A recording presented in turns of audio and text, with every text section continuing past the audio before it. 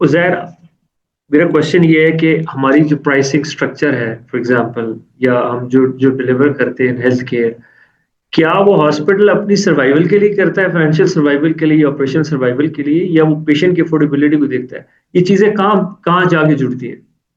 सो देखिए, मेरे point of view से आई थिंक अफोर्डेबिलिटी और सर्वाइवल के बीच में एक चीज है, दैट सस्टेनेबिलिटी। सो हम हमारा जो फोकस होता है वो सस्टेनेबिलिटी के ऊपर होता है। और एक चीज मैं यहाँ पे मेंशन करना चाहूंगा, देखिए पाकिस्तान की जो हेल्थ केयर मार्केट है, although I am sitting with expert, so I am in no position to comment anything in general, but जो थोड़ा बहुत मेरा एक्सपीरियंस रहा है वो ये रहा है कि अगर आप हॉस्पिटल ऑपरेटर हैं and if you want to work with quality and patient safety and you want to give ethical care, the margins are very thin. So because margins बहुत थिन है, इसका मतलब है कि आप चाहते तो हैं आप सस्टेनेबिलिटी की तरफ जाएं, लेकिन आप हमेशा सर्वाइवल मोड में ही रहते हैं। So there are certain months in which your doing okay, certain months in not doing okay. For example, अगर डेंगू आ जाता है तो या योर ईआर इज फुल, आपका आईसीयू इज फुल, आपके लैब टेस्ट बढ़ जाते हैं। लेकिन जब वो डेंगू सीजन चला जाता है, सो देन फिर अगेन आपके आईसीयू जाहिर है वो उस तरह से ऑक्यूपाइड नहीं रहते। तो कुछ मंथ्स में आपकी सस्टेनेबिलिटी ठीक होती है, लेकिन देन फिर आप अगेन सर्वाइवल मोड में आ जाते हैं। अभी फैसल ने एक बहुत अच्छी बात की कि लोग जो है वो स्टाफ के इंश्योरेंसेस कम कर रहे हैं। तो हमारे यहाँ एक मसला ये भी है कि क्लिनिकल टैलेंट वैसे ही नहीं है, और hospitals administration point of view से इसको करियर देखा नहीं जाता। जैसे मैं अपनी एग्जांपल देता हूँ, मैं हेल्थ केयर में आया था as a complete accident. There was a project in Aga Khan university, जो 3 महीने का एक प्रोजेक्ट था। वो मैं 3 महीने के प्रोजेक्ट करने के लिए आया था, और आज मुझे 16 साल हो गए, मैं उस प्रोजेक्ट मतलब उस प्रोजेक्ट से बाहर नहीं निकल सकता। सो मैं आपको बता ही रहा हूँ कि लोग देखते नहीं है यहाँ पे। सो आपके पास क्लिनिकल टैलेंट वैसे ही नहीं है, और जब वो टैलेंट आपके पास आ भी जाता है उसके बाद फिर आप उनको वो बेनिफिट भी नहीं देते।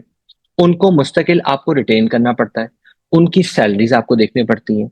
देन फिर अगर हम सस्टेनेबिलिटी की बात करते हैं तो देखिए, सस्टेनेबिलिटी का मकसद प्रॉफिटेबिलिटी नहीं है। ये दो बहुत डिफरेंट चीज है। तो सस्टेनेबिलिटी का मकसद ये है कि मुझे अगर लाइट्स चलानी है तो मुझे सस्टेनेबिलिटी चाहिए। मुझे आपको पता है लोड शेडिंग का हाल समर में क्या हो जाता है, ठीक है? अब अगर लोड शेडिंग हो रही है तो मुझे जेनसेट चलाने हैं, तो मुझे सस्टेनेबिलिटी चाहिए। मेरे पास डीजल होना चाहिए, सस्टेनेबिलिटी चाहिए।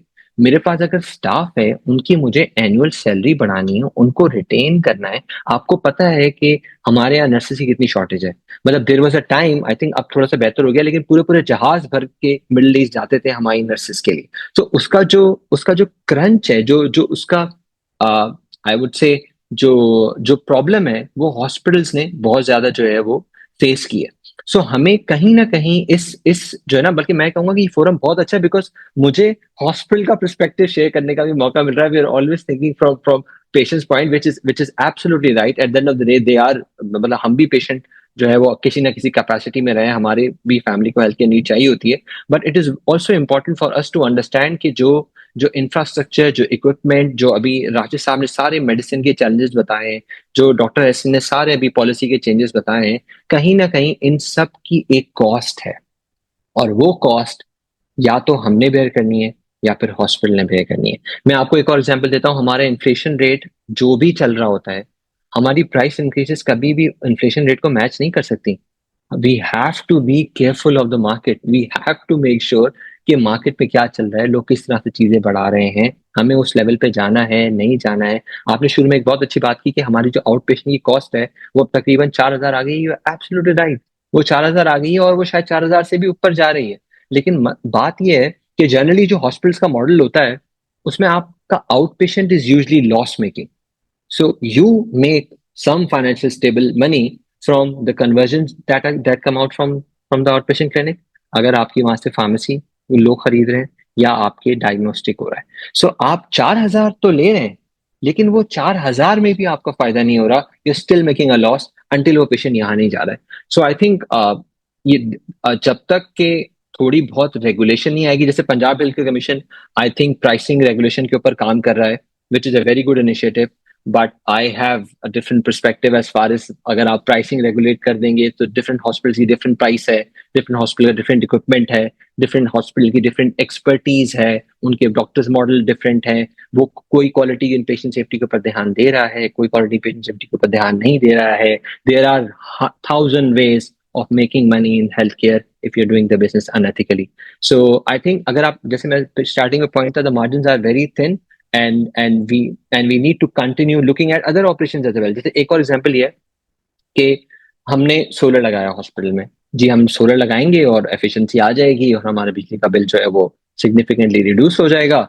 और जब वो हमारे पास एक क्वेश्चन क्रिएट होगा, so then we will make sure कि हम कंज्यूमर तक या पेशेंट तक वो प्राइसिंग का एक एडवांटेज है वो लेकर जाएं कि भाई ठीक है, हम प्राइसेस नहीं बढ़ा रहे हैं, हमारा बिजली का बिल कम हो गया है। लेकिन गेस व्हाट, डीजल की प्राइस बढ़ जाती है। जब डीजल की प्राइस बढ़ती है, मेरा जनरेटर हो जाता है। जब जनरेटर मुझे ज्यादा चलाना पड़ता है तो मेरी यूटिलिटी कॉस्ट बढ़ जाती है। सो मुझे जो फायदा होना था वो मेरा नुकसान हो गया है। सो डायनामिक्स जो है ना हेल्थ केयर ऑपरेटर्स के, वो बढ़ते टाइम के साथ जैसे महंगाई बढ़ रही है, चैलेंजेस भी हमारे बढ़ते जा रहे हैं। इसी के लिए मेरा सवाल होगा फैसल से।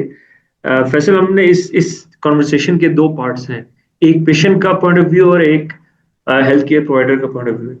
सो we really want to understand के सस्टेनेबिलिटी के क्या चैलेंजेस होते हैं, ऑपरेशन फाइनेंशियली सस्टेनेबिलिटी के क्या चैलेंजेस होते हैं एक हॉस्पिटल की, हेल्थ केयर प्रोवाइडर्स के। अगर आप उसकी कोई एक हमें स्ट्रक्चर दे दें so that we are in a better position to understand कि हॉस्पिटल को कितने प्रेशर होता है और वो किस तरह इसको मैनेज करते हैं। एज उजैर सेड के जिस तरह इन्फ्लेशन जाती है उस तरह की प्राइसेस मैच हेल्थ केयर नहीं करती, अगर वो करेगी तो फाइनेंशियली कोलैप्स कर देगी।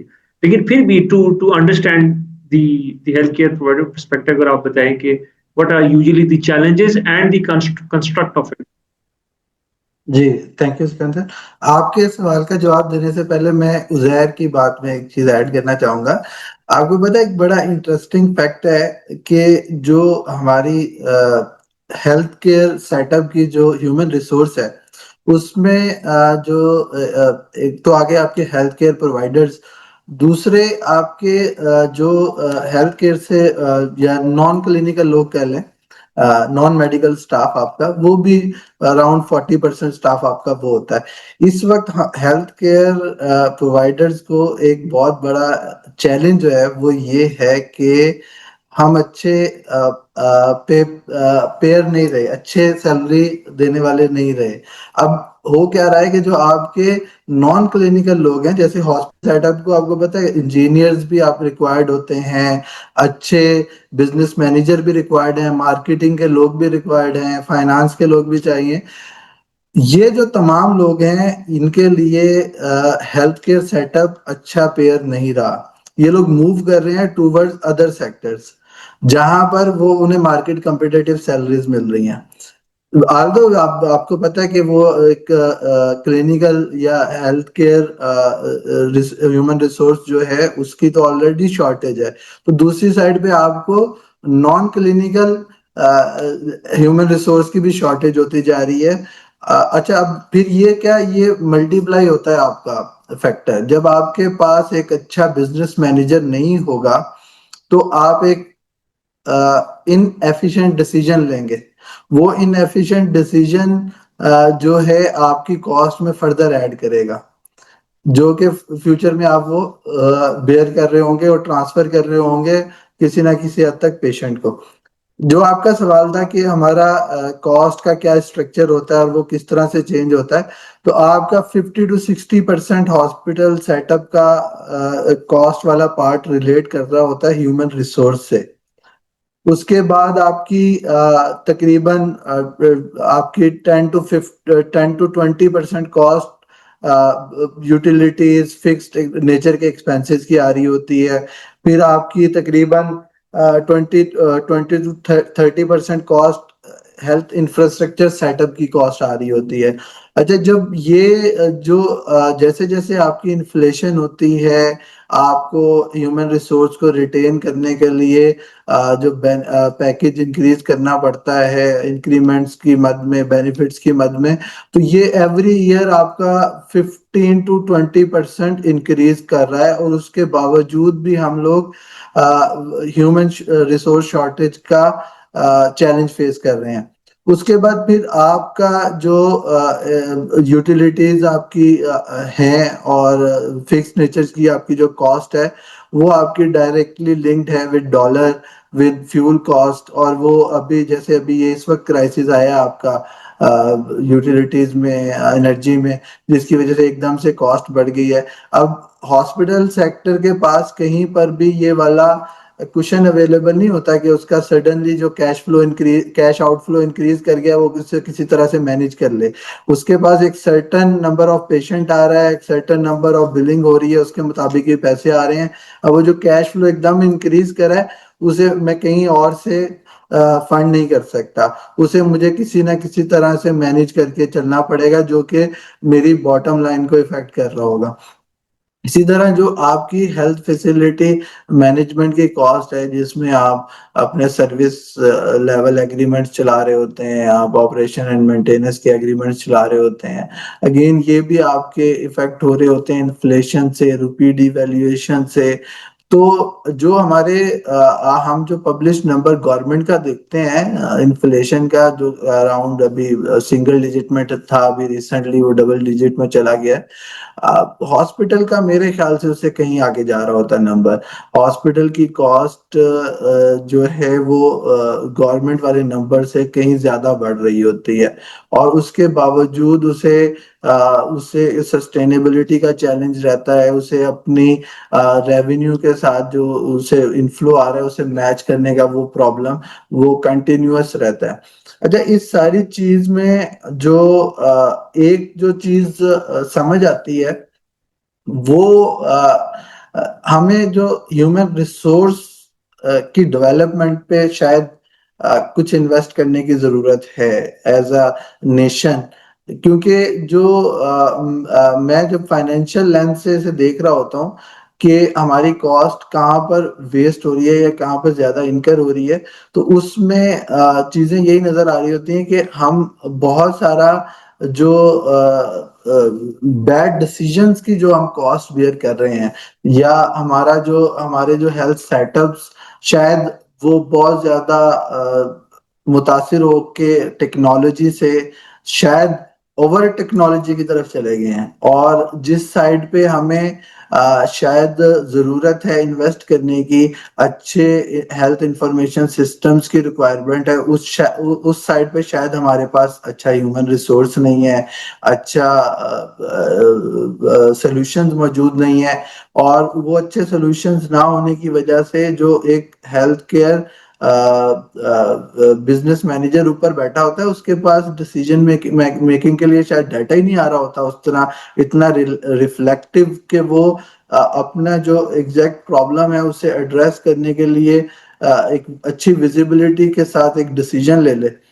वो जो हमारा डाटा होता है वो काफी हद तक डिस्टॉर्टेड होता है, और वो डिस्टॉर्टेड होने की वजह से हम अगेन जो अपने डिसीजन लेते हैं वो उसी डाटा पे लेते हैं, जो शायद हमारे डिसीजन को रॉन्ग वे में लेकर जाता है, और फिर वो किसी ना किसी हद तक हमारा एक्सपेंडिचर इंक्रीज कर रहे होते हैं in future. Right, thank you. Zach, you wanted to say something?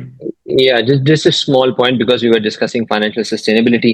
देखिए इसमें ना एक और चीज है जो थोड़ा प्राइवेट ऑपरेटर्स को हैम्पर करती है, वो है गवर्नमेंट स्कीम्स। जैसे कुछ गवर्नमेंट स्कीम्स अभी ऐसे चल रही हैं जहाँ पे प्राइवेट ऑपरेटर्स को उसके अंदर एंगेज होना होता है, लेकिन प्राइसिंग बिल्कुल भी ठीक नहीं होती है। सो वो कुछ ऐसे प्रोग्राम्स हमें रन करने पड़ते हैं from community point of view से, social impact point of view से, एट एट मतलब मैं मार्जिन तो कहूंगा नहीं, एट सिग्निफिकेंट लॉसेस। और ये वो प्रोग्राम्स होते हैं जिसमें वॉल्यूम आपके पास ऑटोमेटिकली आता है।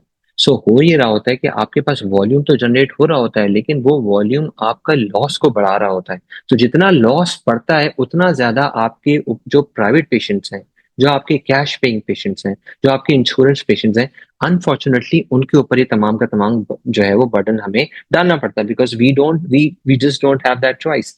सो ये भी एक बहुत इंपॉर्टेंट फैक्टर है जो गवर्नमेंट स्कीम्स की, आई थिंक जब भी उनकी प्राइसिंग हो तो वो काफी ज्यादा जो है वो प्रैक्टिकल और रीजनेबल होनी चाहिए। At this time that's unfortunately not the case.